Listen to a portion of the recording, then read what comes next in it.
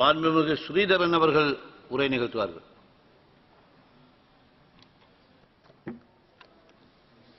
தலைமை தாங்கும் சபை உறுப்பினர் அவர்களே, சகோதர உறுப்பினர்களே, எங்களுடைய பாதுகாப்புக்காக செலவினங்கள் ஒதுக்கப்பட்டு தமிழ் மக்கள் சொல்லனா துன்பங்களை கடந்த காலங்களை விட இக்காலங்களில் அனுபவித்துக் கொண்டிருக்கிற இந்த சூழலில் மக்களின் நீதியான குரலே ஜனநாயக தமிழ் மக்கள் நீதி கோருகிறார்கள்.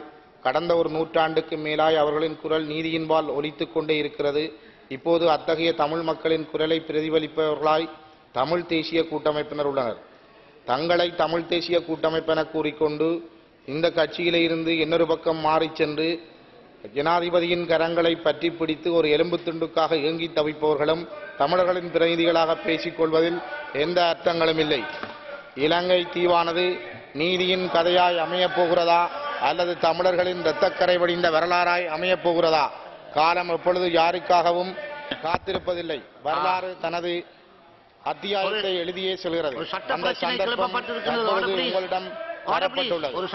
கௌரவமான அரசியல் தீர்வு என்ற வார்த்தைகளை கௌரவமான அரசியல் கொள்கையாக சிந்தனை ஒன்றை முன்வைத்து தேர்தலில் வெற்றி பெற்றவர் ஜனாதிபதி மஹிந்த ராஜபக்ச. ஆனால் அந்த கௌரவமான தீர்வு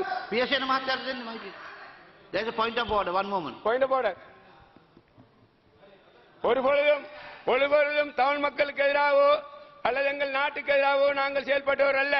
இந்த பாராளுமன்றத்திலே காலாகாலமாக எதிர்கட்சியிலே இருந்து கொண்டு குறைகளையே சுட்டி காட்டிக் கொண்டு மக்களை கேவலப்படுத்துவதற்கு நான் ஒன்றும் அரசுடன் இருந்து மக்களுக்கு சேவை செய்ய ஆசைப்படுகிறேன். சட்ட பிரச்சனை கிடையாது. நீங்கள் தமிழ் இனமும் ஏனைய இனங்களும் தத்தம் தனித்துவத்துடன் கௌரவமான உரிமைகளை பெறாதுவிட்டால் கௌரவம் என்ற சொல் ஏனைய இனங்கள் மீதான சிங்கள இனத்தின் ஆக்கிரமிப்பு என்ற பொருளையே கொண்டிருக்கும். ஒவ்வொரு மனிதனுக்கும் ஒவ்வொரு இனத்திற்கும் ஒவ்வொரு மதத்துக்கும் அதனதன் தனித்துவத்தில் இருந்தே கௌரவம் முடியமாகின்றது. Another point of order. Yes, Mr. Sajin Gunawardhan. Honorable member, in the chair, can you please ask that honorable MP, is he giving a statement or is he reading off a text? Or is he reading something which is against the standing orders of this house? Yes. Is he reading a statement or is he giving a speech? No, that has now become a practice. Therefore, Sari, நீங்கள் பேசுங்கள்.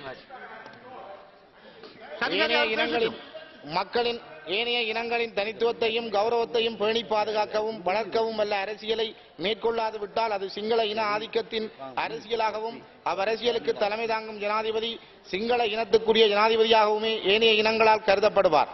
மக்களின் விருப்பப்படிதான் தீர்வு காண்பது என்று சொல்வது சிங்கள மக்களின் விருப்பப்படியாக மட்டும் அமைந்துவிட முடியாது. சிங்கள மக்களின் விருப்பம் மட்டும் ஜனநாயகமாகிவிட மாட்டாது. ஏனைய மக்கள் தங்களின் தனித்துவத்தை பேண எவற்றை உரிமை என்று விரும்புகிறார்களோ அதுவே ஜனநாயகமாகும். இன்னொரு இனத்தின் உரிமையை மறுக்கும் வகையிலான பெரும்பான்மை இனத்தின் விருப்பம் ஜனநாயகமாகிவிட முடியாது. சர்வதேச அரசியல் இல்லாத ஒரு விசித்திரமான பகுதி இலங்கையின் அரசியலில் தான் உண்டு. அதாவது பல்லினங்கள் வாழும் ஒரு தேசத்தில் அளவால் சிறிய இனங்களுக்கே பாதுகாப்பு ஏற்பாடுகள் அரசியல் ஜாப்பினூடாக வழிவகை செய்யப்படுகின்றன. ஆனால் இலங்கையில் பெரும்பான்மை இனத்துக்கே பாதுகாப்பு ஏற்பாடுகள் அதன் ஜாப்பில் செய்யப்பட்டுள்ளன. சிறுபான்மை இனங்களுக்கென ஏற்கனவே இருந்த பாதுகாப்பு ஏற்பாடுகளும் அகற்றப்பட்டு வந்துள்ளன. அதாவது இலங்கையில் பௌத்த மதம் முதன்மையான மதம் என யாப்பில் வரையப்பட்டுள்ளதுடன் அப்பௌத்தத்தை பேணி பாதுகாப்பதும் வளர்ப்பதும் அரசின் கடமையும் பொறுப்பும் எனவும் வரையப்பட்டுள்ளது. அதேவேளை சிறுபான்மை இனங்களுக்கென சோல்வரி அரசியல் ஜாப்பில் குறைந்தபட்ச பாதுகாப்பு ஏற்பாடாக உருவாக்கப்பட்டிருந்த 29வது சரத்தானது 72ஆம் ஆண்டு முதலாவது குடியரசு யாப்பில் நீக்கப்பட்டு 2வது குடியரசு யாப்பிலும் அது தொடர்கிறது. ஒரு யாப்பில் ஏற்கனவே காணப்படும் உரிமைகள் பின்பு தொடர்ந்து வளர்ந்து செல்வதைத்தான் யாப்பின் பரிணாம வளர்ச்சி என்று சொல்வார்கள். அதுவே உலகின் வழக்கமுமாகும்.